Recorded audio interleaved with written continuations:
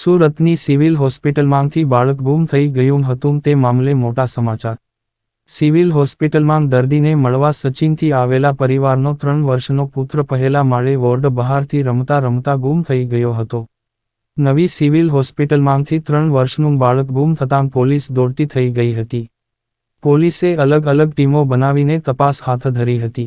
સીસીટીવીમાં મહિલા દેખાઈ હતી, જેથી પોલીસે હજારો કેમેરા ચેક કર્યા હતા।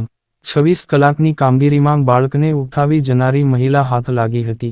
નવી સિવિલ હોસ્પિટલ ખાતેથી એક 3 વર્ષ ઉંમરના એક બાળક ગુમ થયા છે એવા જાણકારી પોલીસના લગભગ કરીબ 5:30 વાગ્યાના આસપાસ મળી હતી અને આ બનાવ કરીબ 1 કલાક પહેલાંના હતા અને જ્યારે પોલીસને જાણ થઈ તાત્કાલિક જો ખડોદરા પોલીસ અને એસીપી પીઆઈ બધા લોકો ત્યાં જગ્યા પર પહોંચી ગયા અને એના પછી જો ક્રાઇમ બ્રાન્ચની ટીમ એસઓજીની ટીમો પર જો ઇન્ફોર્મેશન આપવામાં આવી અને તમામ ટીમો સાથે આ તપાસમાં લાગી ગઈ। તો જેટલા બી ટીમો હતી અલગ અલગ 23 જેટલી ટીમો બનાવવામાં આવી છે। આ સમગ્ર ટીમોના અલગ અલગ પ્રકારના કામોને વહેંચણી કરવામાં આવી। અલગ અલગ પ્રકારના જો ખાસ કરીને પહેલાં મારી પાસે હતા કે સીસીટીવી કેમેરા તાત્કાલિક જોઈએ કે આ બાળક બહાર નીકળ્યા છે કે નહીં કેમ્પસમાંથી। પછી ધીમે ધીમે જો કેમેરાઓ જોવામાં આવેલા તો ત્યારે એના એક લેડી સાથે આ બાળક લેડી એના હાથ પકડી લઈ જતી હોય એવા પ્રસ્તાવિત થયેલ, જેથી તાત્કાલિક જો ટીમો 1 by 1 આગળના કેમેરાઓ જોવાના સાથોસાથ જો અમારા ટેકનિકલ એવિડન્સ કલેક્ટ કરવાના હોય છે, અમારા જે હ્યુમન ઇન્ટેલિજન્સ હોય છે કે આ પ્રકારના કોઈ લેડીને કોઈ જોયા હોય, આ પ્રકારના કામો ચાલુ થઈ।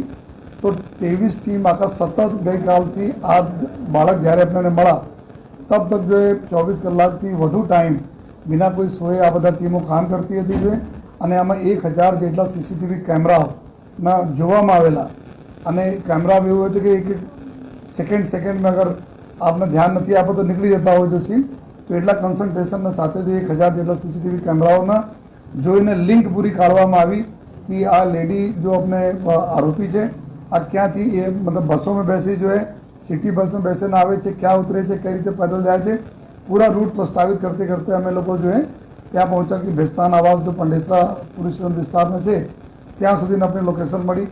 પછી જો અમારે હ્યુમન ઇન્ટેલિજન્સના આધારે જો અમે આ જ કેમેરાઓમાં અમુક લોકોને જો અમે સસ્પેક્ટ લાગતા હતા એના મારફતે અમે જોયા તો એના લોકેશન મળી। પછી તાત્કાલિક જો ટીમો પૂરા ચારો બાજુ ત્યાં વિસ્તારના નાકાબંધી કરીને કે અમે લોકો તમામ પ્રકારના જો નેગેટિવ ધારણાઓ સાથે કામ કરતા હતા કે કોઈ આ પ્રકારના ઘટિત બનાવ નહીં બને એના ધ્યાનમાં રાખીને તમામ પ્રિકોશન લઈને બાળક હેમખેડ આપણને મળે અને સાથોસાથ કોઈને નુકસાન નહીં થાય આ દિશામાં કામ કરીને જો ટીમો જો કામ કરી તો આ બાળકને સહી સલામત રિકવર કરવામાં આવેલા।